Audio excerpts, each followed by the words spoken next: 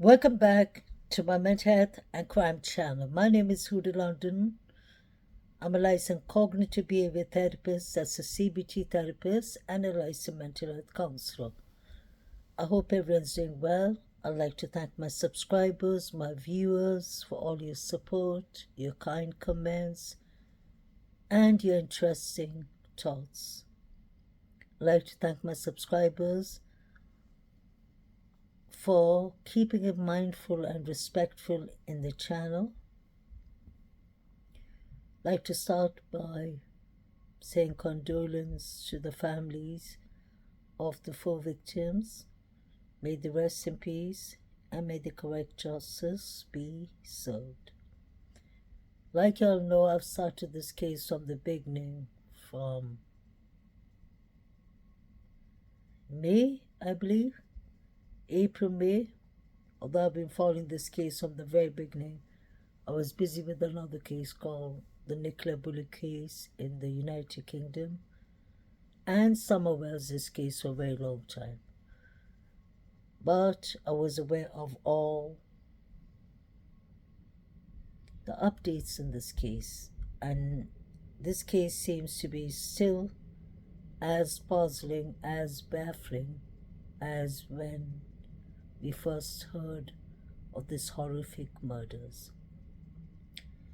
I wanted to summarize a bit about everything that happened as much as I can with facts, and then I would like to talk a bit about the court case, the latest court day case that we had yesterday on Judge John Judge's YouTube channel and the outcome of that. We didn't expect much outcome or better results, and that's exactly what happened. So let me go back to the beginning of this case. On Sunday, November 13th at 11:58 a.m., the Moscow Police Department rushed to the home where a 911 call had stated that there was an unconscious individual. Now that it's gone a matter of time, we've understood that an unconscious individual means usually that help is needed on the scene. That's like a code language for the police. Then the house is a 6-bedroom. It's a 3-bathroom home with 5 female tenants. The other 2 roommates were not injured. So the rooms, like there's 6 bedrooms in the house, but we know that 1 bedroom was supposed to be rented by a young woman called Bridget, I believe, but she never moved in to that room. So we have 5 bedrooms. 3 was Maddie, Kaylee, Zano. Then we have DM and BF as bedrooms. So the 2 surviving roommates were not injured. Upon arrived, they discovered the 4 murder victims, particularly on the upper floors of the house. So it was obviously the 2nd floor and the 3rd floor that the victims were found in. 2 in Xana's room and 2 in Maddie's room.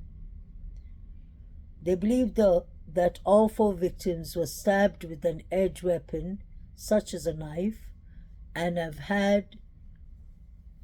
been asking stores about a Ka-Bar knife, that's a K-Bar knife, aka killer bear knife, trigger warning. So this was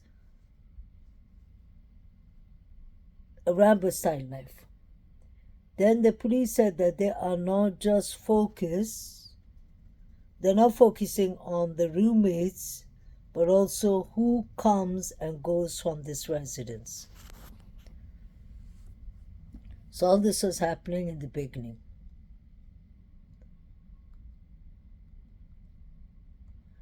They had the FBI, the press conference summary said that the FBI involved, plus 25 investigators, Moscow PD, Idaho State Police Department. It further goes to say E and Zana were at a party on campus. Maddie and Katie were at a downtown bar, arrived home at 1:45 a.m.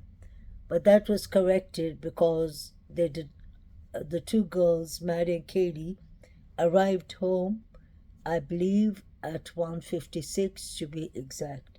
It's really important in timelines to be accurate. Others, in a matter of minutes, in a matter of seconds, something could have happened. That's why it is important that Katie's sister Olivia corrected them. I think that is good. The four bodies were discovered inside the home. Sources say there was blood everywhere and that the victims were left to bleed out. I should have said trigger warning. I really apologize. So that was really brutal itself. Just the thought of victims being left in the condition to bleed out shows that makes it even more questionable with the 8 hours gap that the two surviving roommates did not bother to call the police for whatever reason. No matter what shock you are in, this scenario obviously, as I'm sure, played in everyone's head. Like, what were these people doing in the crime scene? Like, it was a crime scene. Immediately after 4 people were deceased, maybe around 2, 3, 4 a.m. at night. It's a crime scene. So how were these two surviving roommates so comfortable being in the crime scene? Is an important question. Even if you're in shock, what would make two surviving roommates feel like it's comfortable after witnessing a man with bushy eyebrows to hang around like nothing happened? And then on top of that, to make things worse, to make the matter worse, these young women decided to call the Sigma Chi fraternity boys or Chi fraternity boys before even calling law enforcement. We can hear clearly. I don't know why people are having so much heat and taking out so much pressure on WSU mom Kim. I really honestly don't understand why. Of course, there's many things that WSU Kim said that changes her statements. But let's be appreciative of the fact that she decided at least to come up and tell us what her daughter witnessed. I don't think any parent has a reason to lie about that. Although she's been caught with some lies, it doesn't mean that she's not a reliable person to tell us. I know it's her daughter's story to tell, not her story. But she's the one trying to at least shed some light in the story. And I understand in the beginning she wasn't coming out straightforward with the things she saw. She was in fact supporting the surviving roommates. I understand that. I've seen that on Facebook and such social medias from the beginning of the case. But she could have her reasons. You have to think of it in a psychological way. We don't know what WSU mom Kim was going through with the relationship with her husband, with her daughter, with her son.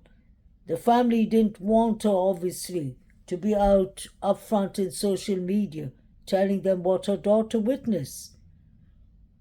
And I can see that some creators are giving her heat for that. We want to know what happened to Kaylee, Maddie, Zan, and E. So if there's somebody in Moscow who's willing to come and talk, let us be let each and every individual who hears WSU Kim and Dot decide for themselves what they think. It's not our right to it's not in our right to be negative against her. That is what I honestly feel, because if I give you on this is for entertainment purpose only. If I give you on my opinion about WSU Kim, WSU Mom Kim, there's something she's saying right, and that's the reason I stand mostly for her from the beginning. It wasn't only her daughter that found out at 10 a.m. Let's correct ourselves with that. Eva, that is Kaylee's friend. I played that many times in my channel. I put it up in my channel yesterday again. The blonde girl, tall girl, pretty girl that is Kaylee's friend is talking to ABC News. ABC News is not News Nation. People in the United States and people internationally know ABC News. They have good sources. That was an exclusive interview. The thing is that many things of that interview is no longer found. Now what ABC News has done is they have deleted it and broken it up. If you go further down in my channel, like 5 months ago, you will find that clip where I was lucky enough like 6 months ago to find the right clip. She clearly says Eva and Xana's friend are sitting together doing the interview. And then Eva says, basically the reporter asks about that night, where you don't hear the reporter asking, and this is her reaction. She starts crying, and then she says, I said, wait, this is what she said. Let's not jump to conclusions. It could be an accident. She says, then I started calling Kaylee's phone. And she was crying. And then she said, obviously, nobody answered. It was 10 a.m. She said that clearly. So now let's do our maths. This place, Idaho, Moscow can't be full of coincidence. I refuse to buy that. When this happened, and when Eva said that, she said that to ABC News. There are millions and millions of people in the world that watch ABC News. It is one of the mainstream newses in United States. You all know that. And I'm not talking about the local ABC News. This is your mainstream ABC News. So if Eva found that out at 10 a.m., strangely enough, for Eva to say, I told myself, that's what she said, I told myself, let's not panic, maybe it's an accident. Isn't it strange that Kaylee's mother told Olivia in the interview that she heard that her niece called her and said that Kaylee's been shot and that an accident happened in a party? So what did Eva hear? My question is, was there a party that night? Why would Eva say, I thought this was an accident? I told myself, let's not panic. This could be an accident. Think about that. And you can go back to my clip yesterday. You can hear her saying it was 10 a.m. So why are we just attacking and harassing WSU Kim for that part? Yes, our daughter heard that. 10 a.m. That's not strange. There are many people in the college who said they heard that 9 a.m. It is all over the social media. Point being is that the surviving roommates decided after 8 hours, after they waited for these victims, literally, for the red liquid to bleed out. That's what they did. This was going on for, it's not like they're making us believe, the experts are making us believe that, yeah, Brian came in, chop, sorry to say, he slit people's throats and he just left in a matter of 20 minutes or 15 minutes or 10 minutes. I don't believe that. These victims were left to bleed out. Trigger warning. So let's do our maths ourselves, because we can't do it on YouTube, obviously. So think about it. There had to be, I personally say, more than one suspect. I believe there were two suspects upstairs, rummaging on the third floor, and there were two suspects in Maddie, in Zana and E's room. I can understand. I always try. I've been from the beginning. I used to try not to say anything about the two surviving roommates, because they're two surviving roommates. We don't know what they witnessed up to today. But my thoughts tell me it is not right. That is a federal crime. It should be a federal crime if it's not. Let's not forget, the chief himself did not want to call them surviving roommates. Now, once again, it was the ABC News reporter, I think it's the ABC Day today, who asked, clearly she asked,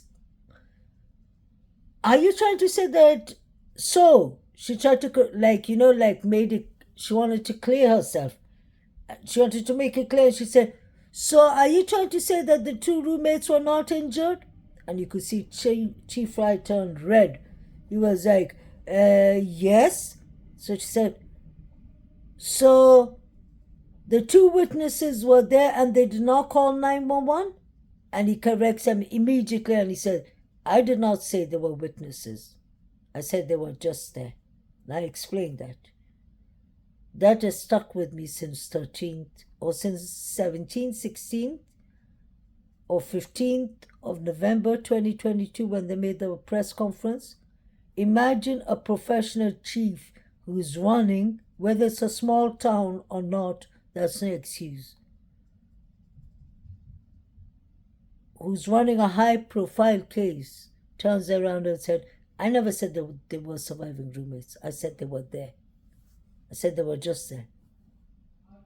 That is the first time I knew that there was something wrong with the surviving roommates that they were hiding. They were supposed to be, it's very important, they were supposed to be in the first floor. What changed? They were in the first floor. They moved to the second floor. So my question is, where was Dylan? Was she in the first floor? Was she in the second floor? Was she on the third floor? Where was BF? Did she come home when the victims were discovered, or was she there and did she run out when she saw what was happening? Is that what made her the exculpatory witness? So this is 4 bodies. Let me summarize again. They were left to bleed out. There was no sign of forced entry. And the door was still open when the police arrived on the scene. Obviously, because there were people that weren't supposed to be in the crime scene who were going up and down inside. I even heard, you can it's in the airmail article, the first airmail article, that the people went upstairs to the 3rd floor and saw Maddie and Katie, found Maddie and Katie deceased. So how many people is DNA was in that house? Let's be real. Why are they trying to hide it? Why are they trying to say that there wasn't whatever they had, they turned in? How could the prosecutor, William Thompson, say that? Bill Thompson said that clearly. Why is Ann Taylor still begging for the evidence? They send her evidence. They send her a folder, case holder. The folder won't open up. She contacts them again.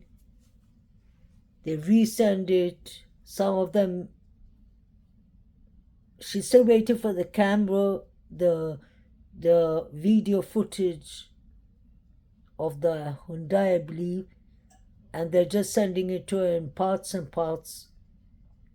This has been going on since they arrested Brian Christopher Koberg on the 30th of December, 2023, We're talking about he's been arrested exactly a year and 2 months ago. So this doesn't make sense at all. It doesn't add up. What about the IDG? Sorry. What about the IDG? Sorry about that, guys. IDG genealogical evidence. What about that?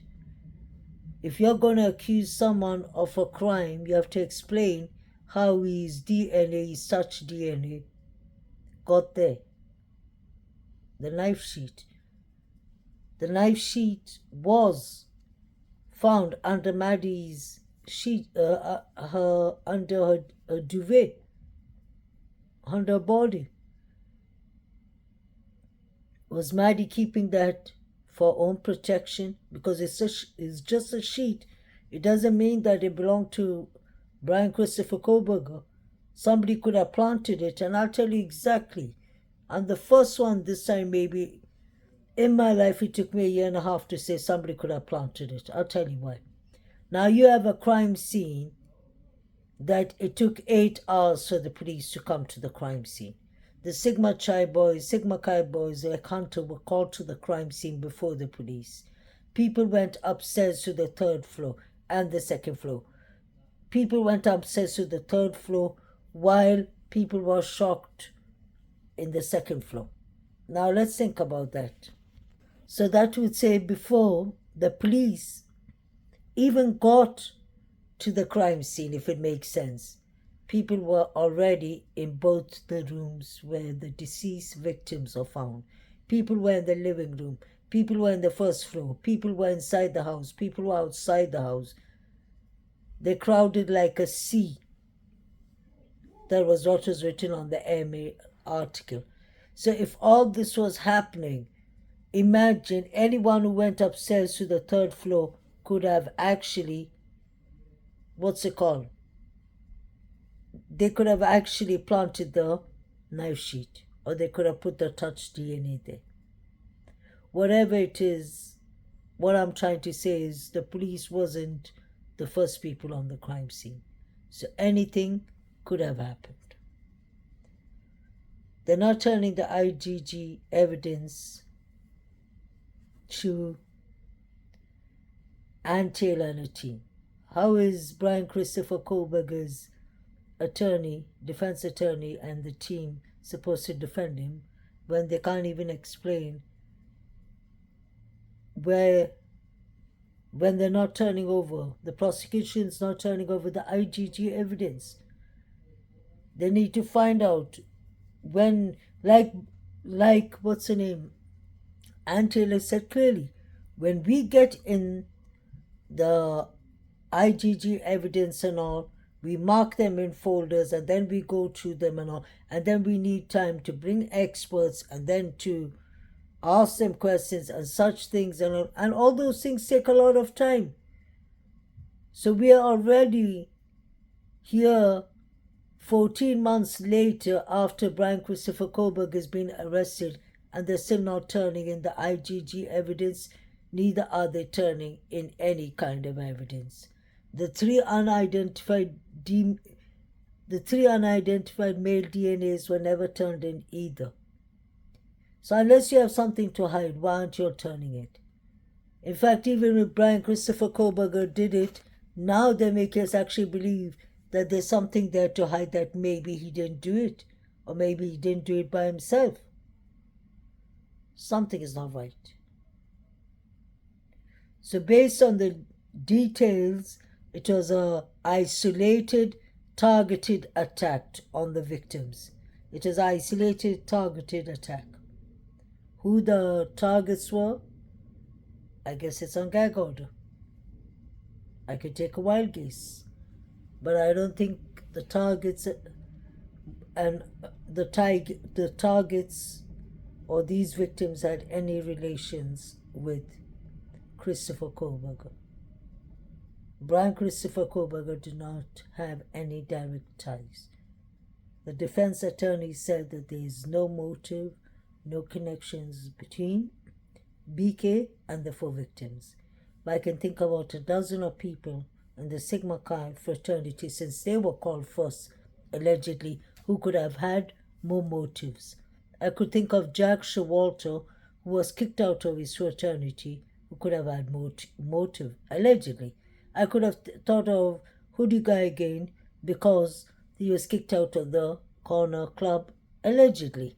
I could have thought of so many people. I can think about, what's his name? Jack D, because the mayor himself said it was a crime of passion. I could think of Jake in a way, because how come he did not know where Maddie was that night? How come he doesn't talk? That could be a crime of passion. If we would research more into what they all were doing that night, I could think of David Lott, because he had beef with Eaton. And he and him had a long outstanding beef that was fuming. We saw the four figures running. Nobody explained to us who they were, why they were running, why were they there. We saw the people in what's it called? Sorry. We saw the people in Banfield running around, doing nothing. Running around up to no good. They were watching their mobile devices. So was, what's his name? Jovito. Jovito was pretending he did not know Hoodie Guy. Jovito was pretending he did not know anyone in the Grub Truck. Yet again, he said in his interview, he said when he was talking on TikTok that he was cracking a joke with the fraternity boys. So do you know them or don't you know them? Do you know Hoodie Guy or don't you know him? He had no respect for the victims when he was talking about them, keeping on calling them zombies and drunk and intoxicated. He said, I only had one drink. And he said they were drinking the whole night. He said he was watching that from the corner club. So was he spying on them? Let's not forget, that doesn't necessarily mean the Grub Truck was the only place that these girls, people had an eye on them. People had an eye on the girls from the corner club. Let's not forget the girls called the cab to the corner club and they went there at 10:15. They must have reached there at 10:20. They did not leave there till 1:35. So let's think about that. Where were the girls all the time? They were in the corner club. What were they doing? They were obviously drinking. Jack D said he was sleeping. How come he didn't pick up the calls for the girls? We hear stop it, stop. A female yelling. I don't mean to be repeating my things, but it's just that these things are so clear to see. There were so much things happening. From the Grub Truck, the corner club, right up to the unlivings happened. Linda Lane. There has to be a footage of Linda Lane, but we don't know if this one, the one that we're watching, is true or is there a legit one that they're hiding? Because this one seems to be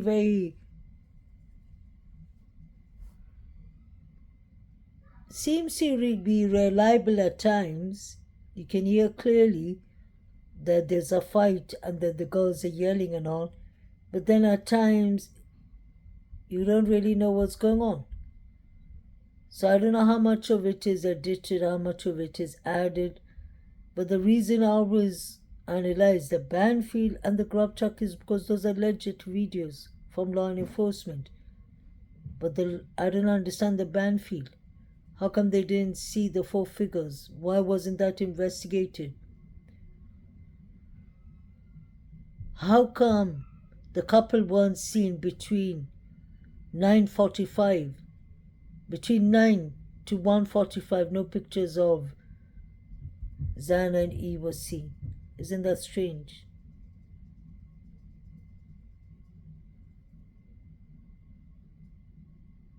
And who left the door wide open? Somebody saw that at 8:30 in the morning, who was on the way to work. Who left the door wide open?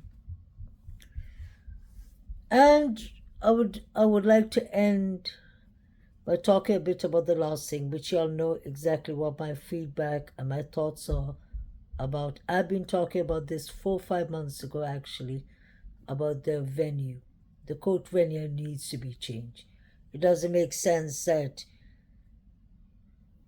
they're not turning in the evidence and they don't want to change the venue.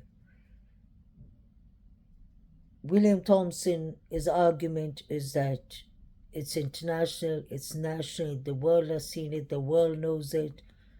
There's no difference if you change this case to another venue. That's what he personally means. But no, I disagree. Everyone knows this case, but especially this case means more to people in Moscow and people in Idaho. So they're going to judge him very harsh. People can have their own bias. People can just want him to be locked up, and people could want the death penalty for him just to get just to get justice on this case, that they wouldn't care who is sacrificed for it. I hate to see. And to get a fair, correct, unbiased jury, I believe it should be done outside. Not even Boise, Idaho. You have hoodie guy from Boise, Idaho, and his family sit up in the defense attorney team and all, allegedly. I think there's too much bias there too. This case needs to be moved to unbiased court. That's what I believe. So going back to summarizing the beginning, I still believe that the timeline that this happened was between 3 to 4. I'm starting to wonder if the 4 o'clock is when these girls were texting and maybe they called Brian Christopher Koberger there. Maybe as part of the cleaning crew. We never know. I always say I believe PK is involved somehow or the other. But I don't believe he did it alone. I believe the inside people in the inside of the house could be involved. Allegedly, that's my thoughts and opinion. It doesn't take 8 hours, and it doesn't, especially after 8 hours, it doesn't take a genius to understand, call the police. But they still decided to call the Sigma Chi fraternity boys. Whether it was Hunter Johnson, whether it was Hunter Chapin, whoever it was. Even Zana's sister Jasmine was called in the morning. That's why I believe WSU, Mom Kim, isn't lying about everything. We need to give our chance. In fact, what the cyber sleuth was about all this nonsense that they made, in fact, I would be putting more pressure on the people, on the YouTube creators, how they acted in the Quinton Simon case. And they know exactly who they are, getting arrested and all those things. I wouldn't be putting pressure on WSU Kim. You saw her new one with Drunk Turkey. I really enjoyed it because it was nice to see for a change that she could speak freely and being honest without being completely judged or attacked by many YouTube creators like they usually do. You're not supposed to do that. So Drunk Turkey, I really believe, did a good job. You have to give the person a chance to hear. That's part of mental health. That's part of therapy. We always try and teach people. Listen to one another. Communicate. We can agree to disagree. But if you start thinking negative and you start spreading the word around, people who haven't seen WSU Kim before is automatically going to assume negative about her and say whatever she says or whatever comes out of her mouth is a lie. And that is not right. Because there were many people in Idaho, Moscow who knew about exactly the murders. They knew exactly about what time it happened. They were busy calling Eva. Eva came on ABC News. So if anyone's going to be attacked or harassed, start with Eva. Ask her how she knew about it. Because if she knew about it, the others knew about it. And Dave wasn't lying either, I believe. And last but not least, I would really like to talk about all the Venmos that were sent around. That was really fishy. That was dodgy business. That wasn't normal. Saeed sent a Venmo to Jack K. Jack K sent a Venmo to somebody else. Jack K sent a Venmo to E. And this was all happening at that same night on the 13th. But strangely enough, after 3 o'clock is when the Venmo started being sent around a lot to each other. Even Jack K's sister, Jack Kavoshi's sister, was involved. She was one of the sororities. I wonder how much things of the social media has been really investigated. I just believe that we are hushing away people who are coming with the truth or some of the truth. We need to give them a chance. If I continue, they say that it was not a hosted situation, although the crime scene pictures that I personally believe Saeed was looking at looked like it was a hosted situation. It's kind of strange that word was going around. It's not a hosted situation, and the police had to clear it up many times. Where did that idea come? Where did that rumor come from? It came from the college. The police are not divulging who made the 911 call, obviously, because we know it's Hunter Johnson. These are not minors. These are 21, 22-year-old people. By now, you should be almost 23 years old. Nothing to shy away with. But that's under the gag order. If you'll remember, Hunter practically lived in that house, if you ask me. The autopsies will not confirm if the same weapon was used on all the 4 victims. That's interesting. Very interesting. I believe his golf bat was used on him, honestly.